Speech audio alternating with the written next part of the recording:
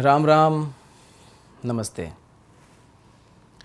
आज हम बात करेंगे। अच्छा, एक चीज़ ये थी कि ललिता सहस्त्र नाम पे कुछ लोगों का फिर से वैसा आया कि हमारा भाव है, और हम आप ये बात नहीं समझ पा रहे हैं। मैं पहले भी कई बार कह चुका हूँ, भाव अपनी जगह है, भाव की आवश्यकता है।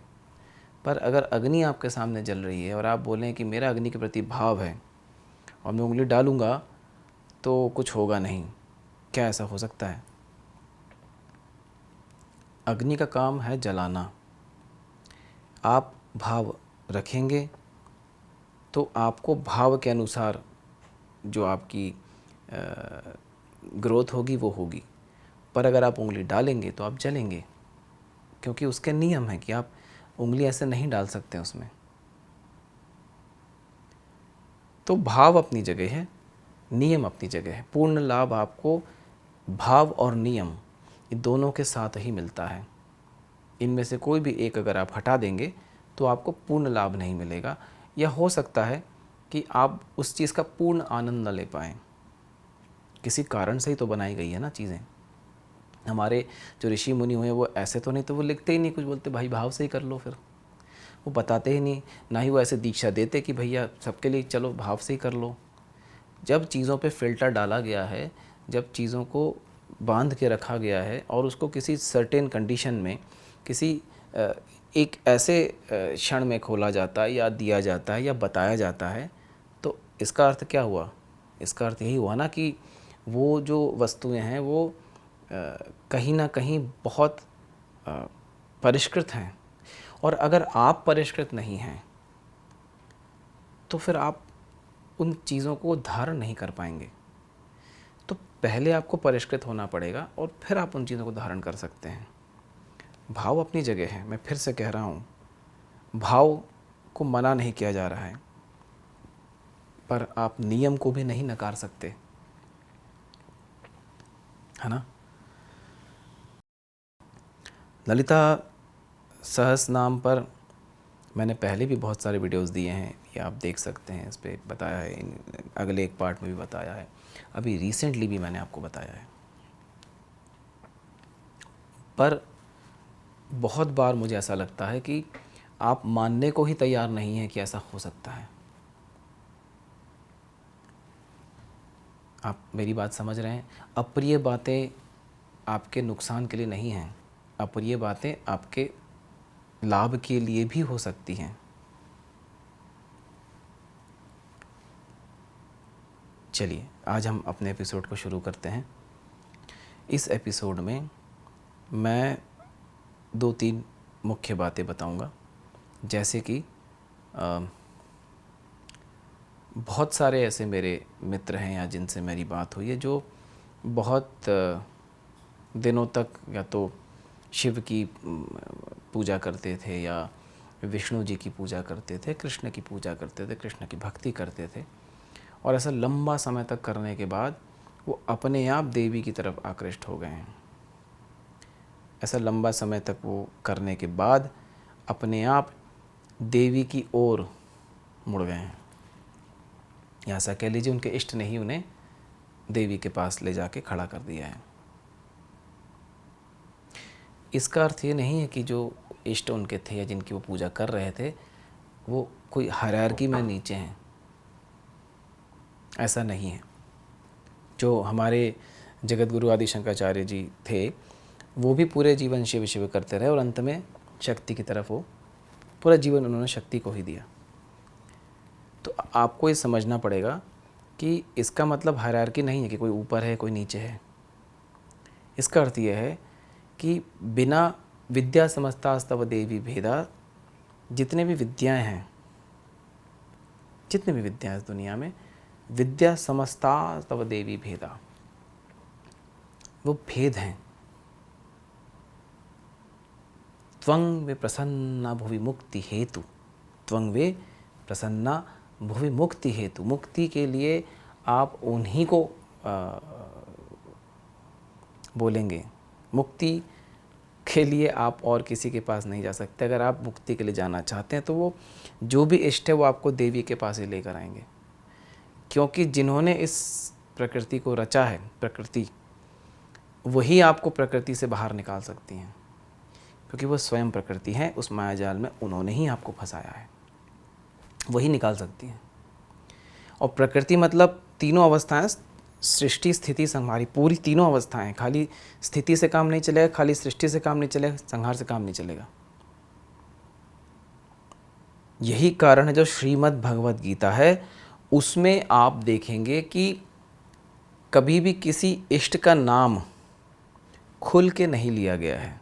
जब कृष्ण कह रहे हैं तो या तो वो मैं कह रहे हैं, उसमें भी अर्थ है, भेद है, या वो अक्षर की बात कर रहे हैं, अक्षर की बात मतलब मात्रिकाओं की बात कर रहे हैं, या वो कहीं कहीं पर शक्ति की बात करते हैं जो कि गुप्त रूप से रखा गया है। मतलब उसको ऐसे कैप्सूल किया गया, उसको ऐसे बांधा गया है कि वो आम तौर पे आप जब उसको एक्सप्लेन करेंगे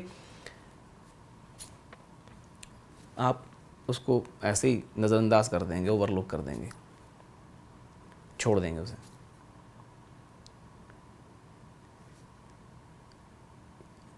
आप जब तंत्र की बात करते हैं, इस संरचना, तंत्र मतलब मैंने बताया तत्वात् त्रयाति तंत्र, जो तत्वों का त्रयण करे।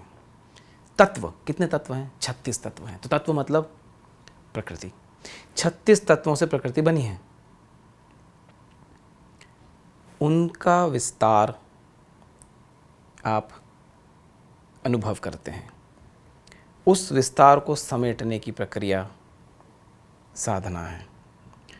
और इन दोनों के बीच में श्री कृष्ण ने उपदेश दिया है कैसे करना है। अब वो जो भी है अर्जुन की अवस्थाएं, उस पर हम नहीं जा रहे हैं, लेकिन वो एक बहुत ही पावरफुल, मतलब श्रीमद् भगवद गीता से शक्तिशाली तंत्र मैंने नहीं देखा। उससे बड़ी तंत्र की व्याख्या मैंने आज तक नहीं देखी। पर कितने अच्छे तरीके से व्याख्या करी है कि उसमें आप ऐसा कुछ भी नहीं ढूंढ पाएंगे जो आजकल चल रहा है तंत्र के नाम पे।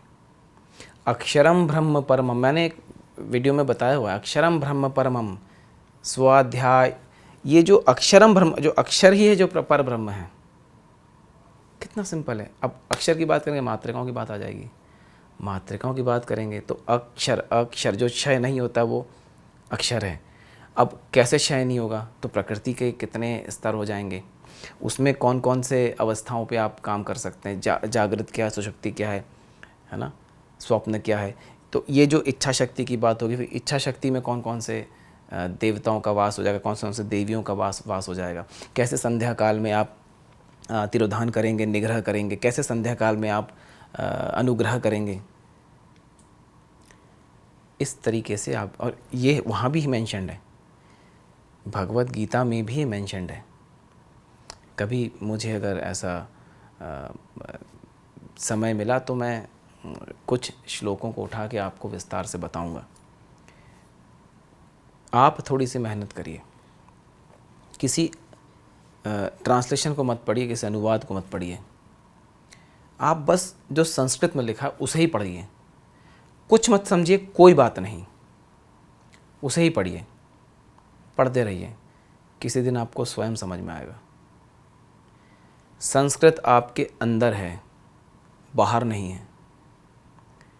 जिस दिन आप बिना डरे सिर्फ पढ़ने लग जाएंगे, आधी संस्कृत आपको स्वतः समझ में आने लग जाएगी। उससे सरल भाषा इस दुनिया में नहीं है। जो मैंने आपको बताया, इसमें दो बातें आती हैं। पहली बात ये आती है कि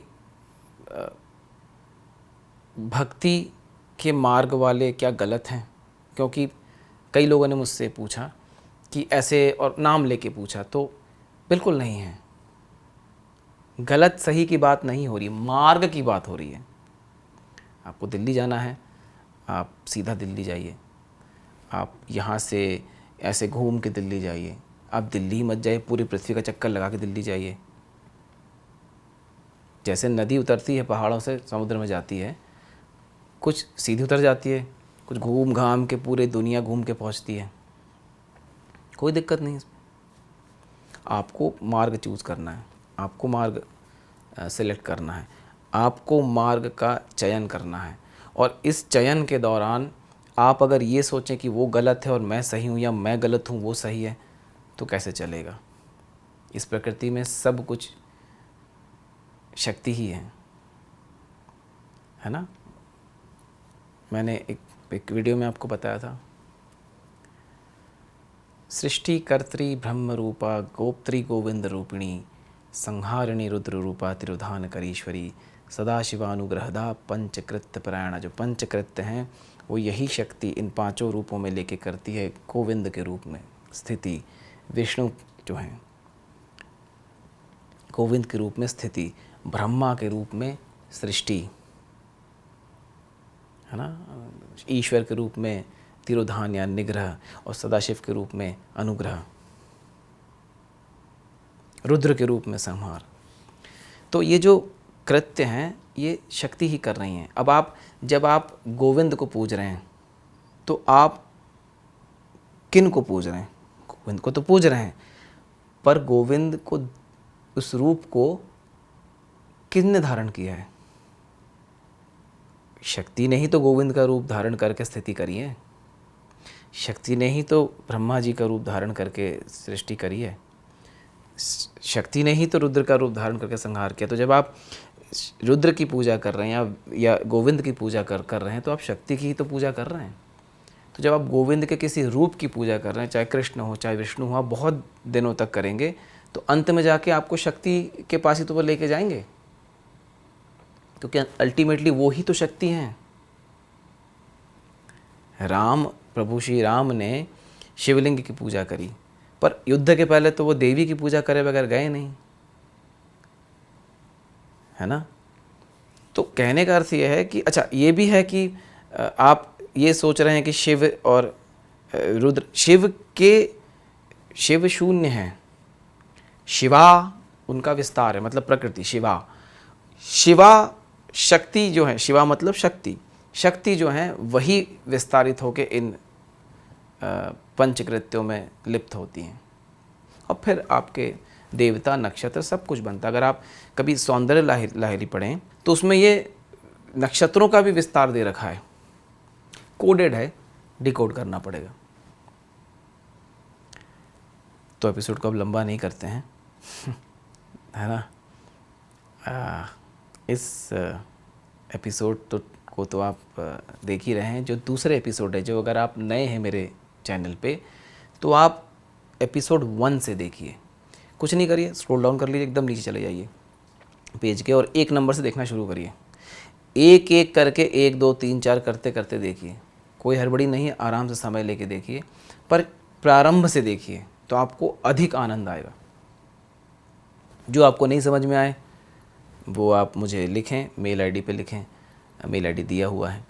आप मुझे इसमें कमेंट में भी लिख सकते हैं, और आप कमेंट में बताएं कई सारी चीज़ें जो आप अनुभव करते हैं या आप देखते हैं या आपको लगता है कि एक, और कोई भी कमेंट पे एक बहुत ही हेल्दी डिस्कशन हो सकता है ना, एक अच्छा संवाद, एक बहुत ही प्यारा सा संवाद हो सकता है। वो संवाद करिए, कोई आपत्ति नहीं है, और मर्यादा में संवाद करिए तो अधिक आनंद आए। कुछ आप भी सीखेंगे, सामने वाले को भी सिखाएंगे, है ना। ऐसे करके आप लोग आपस में उसका आनंद ले सकते हैं। चलिए फिर आज्ञा लेते हैं आपसे। वीडियो को अधिक से अधिक लोगों तक अवश्य पहुंचाएं ताकि सभी इसका आनंद ले सकें। राम राम, नमस्ते।